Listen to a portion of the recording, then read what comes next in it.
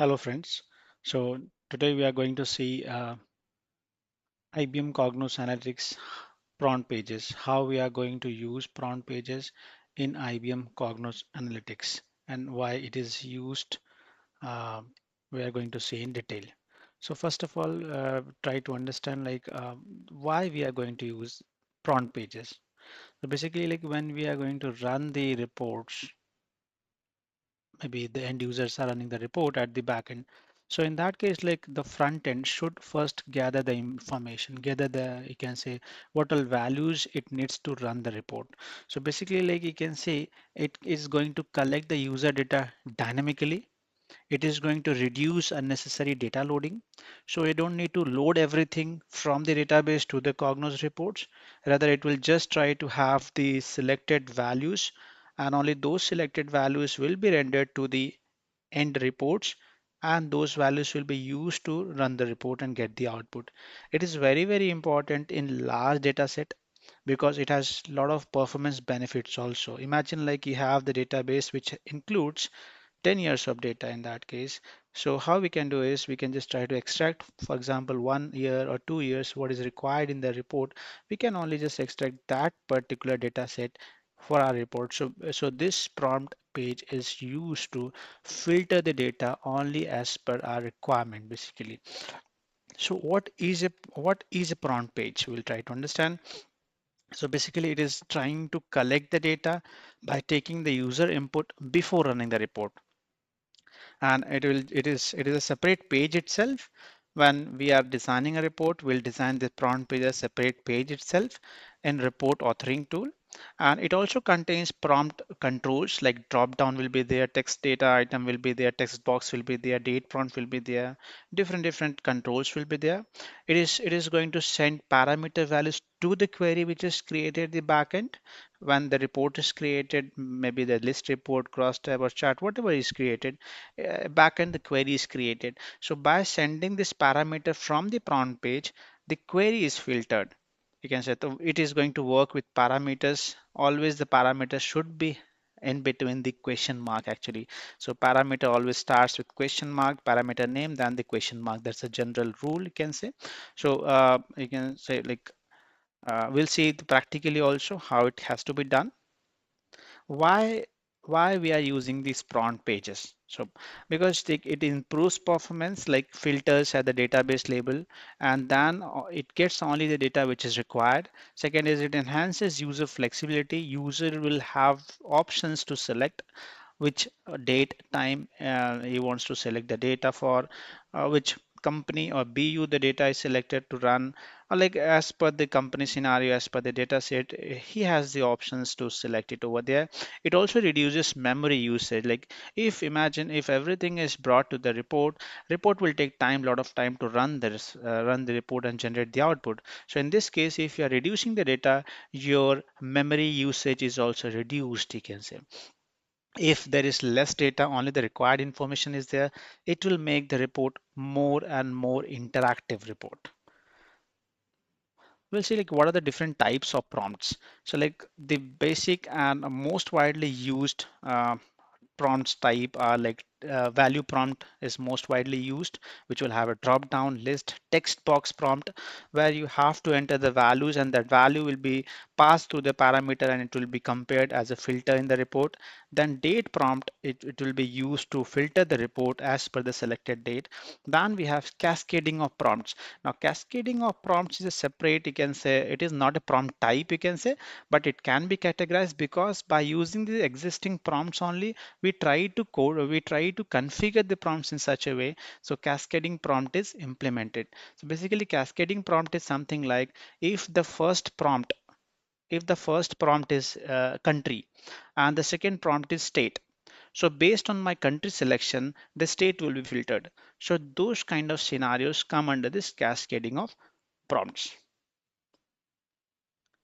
Now coming to the value prompt, so this is the most commonly used prompt. It can be single select or it can be a multiple select. It is used for static choices or query based values basically. It is mostly, it has two options, like it has use value and display value.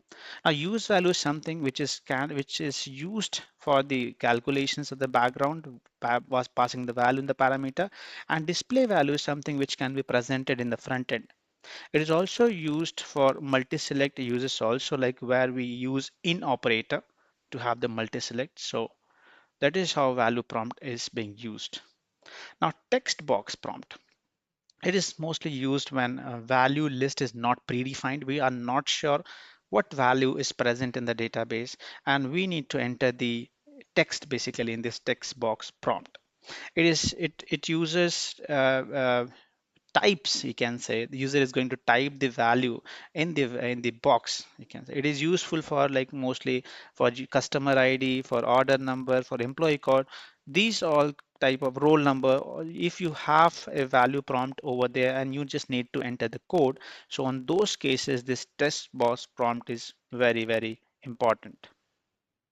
Now the date prompt. If you see, like, date prompt is almost used in all the reports. Here, what we have to do is like we have to either it can have a single date or it can have a date range, or it is mostly used for time filtering options, you can say. So it can have like order date, for example, I am taking like order date between start date and end date. Those kind of scenarios it is being used. It is always it is going to use index date columns in this case. Now seeing the cascading prompt. So cascading prompt is something like the first country prompt will have the state, only the country which is selected. For example, here I'm selecting a particular country. In this case, I have a list of countries. I select one country. The second prompt, that is state, will only be having related to that country itself. The third prompt, basically the city will only have the values for the selected state. So basically the first prompt, second prompt, and third prompt are interlinked, you can say. Based on this first selection, second values are populated, and based on the second selections, third value is populated. So that is how cascading of prompt is going to work. Next, you can see like the steps how we can create a prompt page. The first thing is what we have to do is we have to insert a prompt page from the toolbox, which we are going to see in detail, like in the practical session. Then we are going to drag prompt controls, whatever the prompt control you want to enter as per the requirement, whether it's a value prompt, text box prompt, date prompt, as per the selection, you can insert it. Then we can create the parameter with a question mark. It's a rule to have the parameter within the question mark, and then we are going to apply this to the filter, I can say filter expression. Now, parameter usage and filter. So how parameter is being used, you can say, as we have discussed, like it is mostly used as a parameter, as a question mark in between. For example, in this case, if you see region equals to, if I'm typing this within the bracket, within the question mark, you can say as p region. So p region is my parameter which is defined. It can be a multi-select also, it can be a single select also. For multi-select, we have to use, you can say, in operator in between, and single select you can have equal to operator. For date range you can have like between date, between start date and end date. So there can be multiple options: single select, multi select, or date range select. There's multiple ways to implement this parameter. Now, what are the best practices which we have to follow when we are designing this prompt page or parameters basically? So it is like it is mostly used to required, you can say, properly, I can say we have to use it. So we need to make sure we can define the default values when we are creating this value prompt or any kind of prompts.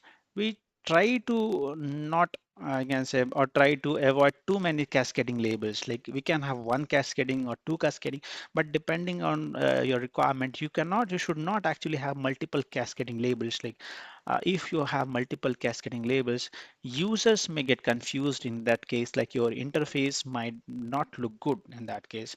We should always try to also use the query based prompts instead of static choices. Static choice is something like when we are going to set the values at the reporting label. So I'd suggest like whether we should try to use the query based prompts when you are creating this kind of prompt pages.